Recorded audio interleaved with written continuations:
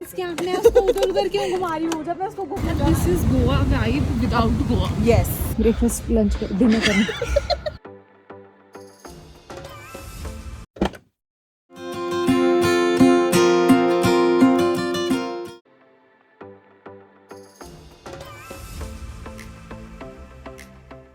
Hello friends, welcome back to the channel. Last video में आपने देखा होगा कि मनाली में हमारा पहला दिन कैसा गया। हम मन्नू टेम्पल गए, हिडिंबा टेम्पल गए, थोड़ा बहुत ओल्ड मनाली की मार्केट घूमे एंड उसके बाद पैर में चोट खाकर वापस आ गए। पैर में बहुत ज़्यादा पेन था, दवाई खाकर एंड सिकाई करके रात को सो गए थे अच्छा सा डिनर करके। नेक्स्ट डे एक अमेजिंग सी मॉर्निंग के साथ हम उठे एंड मॉर्निंग व्यू को सोक इन करते हुए डिसाइड किया कि आज का क्या प्लान होगा। 2-3 जगह पहले तो लिस्ट ढूंढी कहाँ कहाँ घूम सकते हैं। सिंस मेरी फ्रेंड को ऑफिस का काम करना था तो वो उसने कहा था कि मैं शाम को जाऊंगी, मैं सुबह नहीं जा सकती। तो सबसे पहले गूगल अर्थ खोल के मैप देखा तो ये रहा हमारा हॉस्टल मनाली बुरवा जहाँ हम स्टे कर रहे हैं। बाहर निकलते ही पुल पार करते ही नेहरू कुंड था रोड साइड पे। नेहरू कुंड एक बहुत फेमस वाटर सोर्स है, कोई टूरिस्ट अट्रैक्शन वाली बात तो नहीं थी इसमें, बट ये जगह अपने साफ पानी के लिए फेमस है जो कि लेक बिरगू से आता है और इस कुंड का नाम डॉक्टर जवाहरलाल नेहरू के नाम पर पड़ा है। ऐसा बोला जाता है कि डॉक्टर नेहरू इसी स्प्रिंग से पानी पीते थे जब वो मनाली रुकते थे। नेहरू कुंड से इधर वी कैन गो राइट और लेफ्ट। राइट साइड पे सारा का सारा ओल्ड मनाली की मार्केट वगैरह थी। अगर हम जूम आउट करते हैं तो मैंने जो प्लेसेस देखी वो थी, जैसे राइट साइड पे हमारी रह रही थी नेहरू कुंड से Jogini falls, Manali Vashisht and Manu temple, Hidimba temple. Manu temple और हिडिंबा टेम्पल तो हम कल हो आए थे, और ये वन विहार नेशनल पार्क। तो राइट साइड पे हमारी ये सारी प्लेसेस थी जहाँ मैं जा सकती थी एंड लेफ्ट साइड पे गुलाबा व्यू पॉइंट था। तो मैंने सोचा कि मैं सुबह के टाइम पे एक साइड घूम आती हूँ क्योंकि अलग से एक साइड पे जाना बड़ा मुश्किल हो जाएगा बाद में। तो आई डिसाइडेड कि मैं पहले नेहरू कुंड से लेफ्ट हैंड साइड पे गुलाबा व्यू पॉइंट अकेले देखाती हूँ। फिर जल्दी से तैयार होकर मैंने अपने पैर को क्लिप बैंडेज से प्रॉपर तरीके से टाई अप करा, उसको फुल सपोर्ट दिया ताकि मेरा पैर इधर उधर ना हो बिकॉज उसमें ऑलरेडी बहुत ज़्यादा पेन हो रहा था।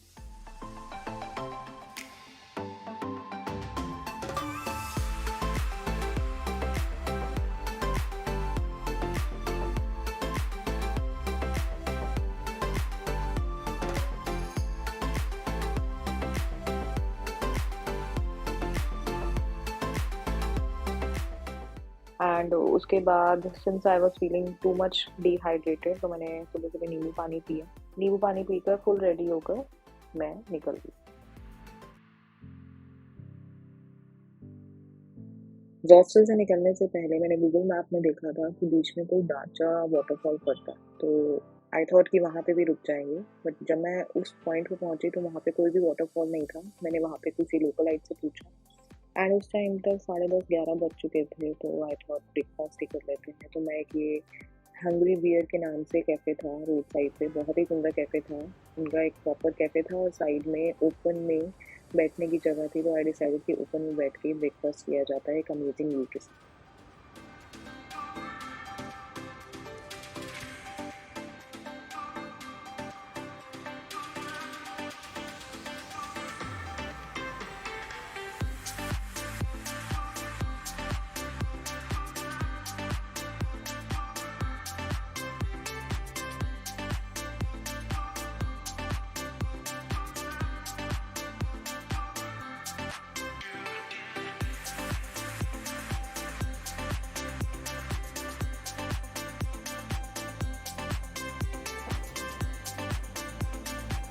Head west on National Highway 3. In 200 meters, turn right. देखो यार, वैसे तो मुझे कभी भी राइडिंग करने में कभी कोई प्रॉब्लम नहीं होती। इनफैक्ट मुझे अच्छा ही लगता है एक्टिवा चलाना, गाड़ी चलाना। बट यहाँ पे मुझसे एक गलती हो गई कि मैंने गूगल का ऑफलाइन मैप डाउनलोड नहीं करा। बिकॉज जब मैं रास्ते में जा रही थी तो एक पॉइंट के बाद कोई भी सिग्नल नहीं आ रहा था फोन के अंदर एंड कोई इंटरनेट नहीं चल रहा था, तो मुझे बहुत प्रॉब्लम हुई आगे रास्ता ढूंढने में। ऑल्दो एक ही रास्ता था, कोई ऐसा टर्न वन नहीं था, लेकिन मुझे पता नहीं लग रहा था कि वेदर आई हैव रीच्ड और नॉट। जाना मुझे गुलाबा व्यू पॉइंट था। गूगल मैप में जो व्यू पॉइंट दिखा रहा था वहां पे तो ऐसा कुछ भी नहीं था, लेकिन नीचे जहाँ पे मैंने ब्रेकफास्ट किया था वहां पे उस लोकलाइट ने बताया था कि आपको सीधा सीधा ही जाना है चेक पॉइंट तक, पुलिस चेक पॉइंट होगा वहां तक आपको सीधा सीधा जाना है। तो जहाँ गूगल मैप में दिखा रहा था गुलाबा व्यू पॉइंट, वहां पे तो कोई चेक पॉइंट नहीं था। तो उस चक्कर में मैं आगे आगे चलती गई एंड एक पॉइंट के बाद मुझे कोई भी नहीं दिख रहा था एंड मुझे डर भी लग रहा था, प्लस मेरे पास कोई कनेक्टिविटी नहीं थी, कोई बंदा भी नहीं दिख रहा था। मुझे डर भी लग रहा था, प्लस साथ साथ एक्साइटमेंट भी हो रही थी। अच्छा भी लग रहा था कि मैं अकेले जा रही हूँ, मजा भी आ रहा था, रास्ता इंजॉय भी कर रही थी मैं, लेकिन कहीं ना कहीं थोड़ी सी टेंशन भी हो रही थी।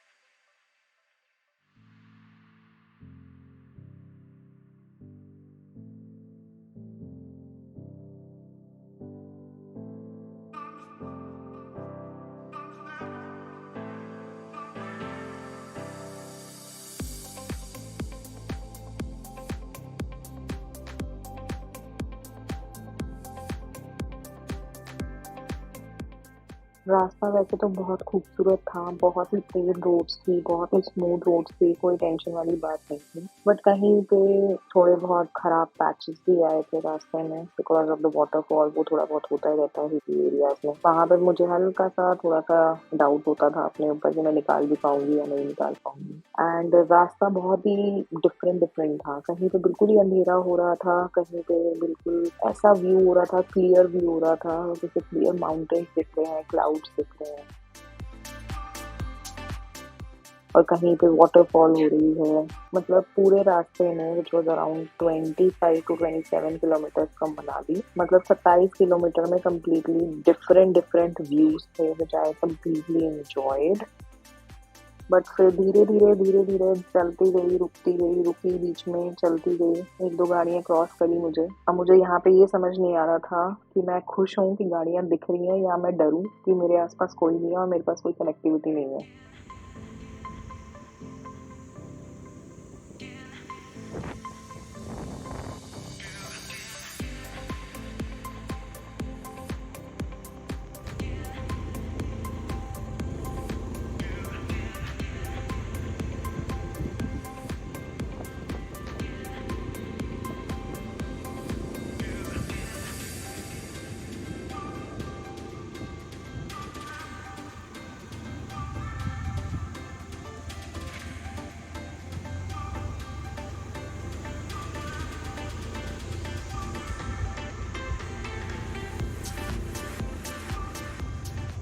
और रास्ते में जब मैं चला रही थी एक्टिवा तो बहुत सारी माइंड में थॉट्स आ रही थी कि जैसे वो सही बोलते हैं ना कि मंजिल से ज़्यादा खूबसूरत तो रास्ता होता है। तो वो थॉट मुझे बहुत क्लियरली हिट करी थी when one all on the way.